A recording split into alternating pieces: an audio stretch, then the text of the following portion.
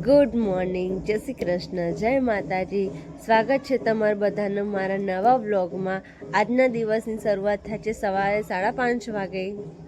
હજુ તો ખાટલા લેવાના પણ બાકી છે, કચરા પોતું પણ બધું બાકી છે, કામ પણ બાકી છે. આજ તો જમીન ગયા છે બહાર ફરવા, તો આપણું કામ તો બાકી છે, પ્લસ દેવાંશને રાખતું જવાનું કામ પણ કરવાનું છે. તો હવે આપણે શાંતિથી કામ કરીએ. આજે જો અમારા છોકરાએ કપડાં ધોવાનો બ્રશથી ખબર ક્યાંક નાખી દીધો છે. આ મારો છોકરો અને કપડાં ધોવાનો બ્રશ ક્યાં નાખી દીધો છે ક્યાંય જ ખબર મળતું નથી. આખું ઘર સુધી વળ્યા તો બી અમને કપડાં ધોવાનો બ્રશ નથી મળતો. અમારા છોકરાએ એવા વિચિત્ર છે ને, માથા ભારે છોકરાઓ છે અમારા. કપડાં ધોવાનો બ્રશથી ખબર ક્યાં નાખે, આખું ઘર સુધી વળે, ક્યાં કહેતા ક્યાં જ નહીં મળતો. જો મમ્મી અંદર સ્ટોરમાં હોતી તો બી નહીં મળતો. આખું બધું જ અમે બધું ફરી વળે પણ ક્યાંય નહીં મળતો. જો અમે બાજુવાળાના ઘરે અમારા છોકરા કપડાં ધોવાનો બ્રશ નાખી આવ્યા હતા. અમે ઠેઠ બાજુવાળાના ઘરમાં એક ગાડો છોડીને ત્યાં રમવા ગયા છે, ત્યાં મૂકી આવ્યા હતા. હવે આપણે લઈને ઘરે આવ્યા છીએ. જો બ્રશ મળી ગયો. આ પેલા એવાન ઘેર હતો, પેલા જ્યોત્સનાબાન ઘેર. જમવાનું થઈ ગયું છે, રોટલી શાક ગોટા લાવ્યા છે. મમ્મા ખાવા બેસી ગયા, મમ્મી રોટલી કરે છે, છોકરા બધા ત્યાં મસ્તી કરે છે. જો આ હાથે મચ્છર કરડ્યા હતા તો ભાઈને દવા લગાવી. ખાઈ પીને બધા બેસી ગયા. મમ્માએ બેઠા છે, દાદા ત્યાં ખાઈને બેઠા છે. ઘરમાં જોઈએ અબુ. હાય હાય. મમ્મી અને બા અહીં છે. બાએ હાલ ખાઈ લીધું, બધાએ હાલ ખાઈને ઊભા થયા છીએ. હજુ વાસણ તો પડ્યા જ છે. હજુ તો બીજા વાસણ બહાર મૂકવાની તૈયારી થઈ ગઈ છે. તોડી ગાડી તે તોડી ગાડી તૂટી જાય. કોને તોડી? હા અબુ, એ અબુ એ હજુ તો વાસણ ઘસવાના પણ બાકી છે. આપણા વાસણ તો બધા બહાર કાઢીને મૂકી દીધા. ચલો મળીએ આપણે વાસણ ઘસીને. પંખુડી હાય. બા જય શ્રી કૃષ્ણ. અબુડો સૂઈ ગયો, દેવાંશ ત્યાં સૂઈ ગયો છે. મમ્મા બાયા હિંચકામાં બેઠા બેઠા ડોલી લઈને હવે આરામ કરશે.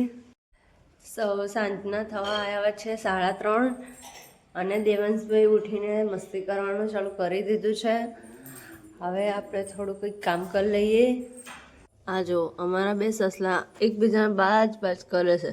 આજ તો શીખા વસ્તુ થયું છે તો બાજ કરે છે. આપણું સોજીનું બેટર તૈયાર થઈ ગયું છે. એમાં ડુંગળી અને લીલા મરચાં અને આપણે ટમેટા નાખ્યા છે.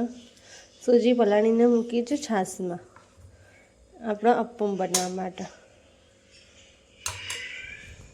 કોથમીર છે, હવે આપણા અપ્પમમાં થોડી કોથમીર પણ નાખી દઈએ તો થોડું વધારે સારું લાગે.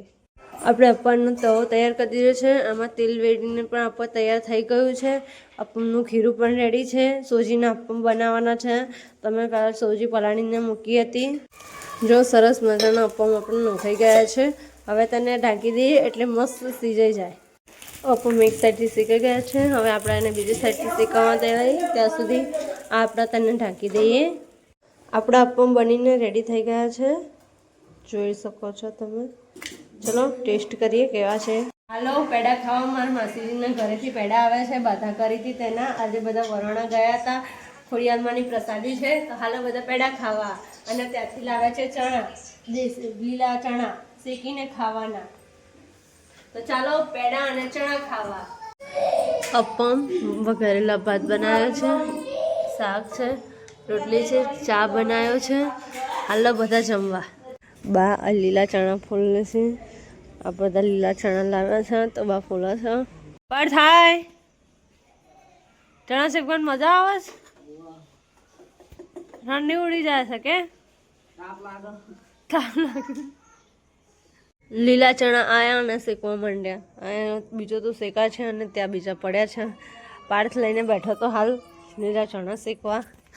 તો લીલા ચણા ખાવા આવો. હાય હાય હેલો ગાઈસ. હાય મારો વિડીયો ગમ્યો હોય તો લાઈક કરો, શેર કરો, સબસ્ક્રાઇબ કરો, કમેન્ટ કરો. કાલે મળીએ એક નવા વિડીયો સાથે. ત્યાં સુધી જય શ્રી કૃષ્ણ, જય માતાજી. Thank you.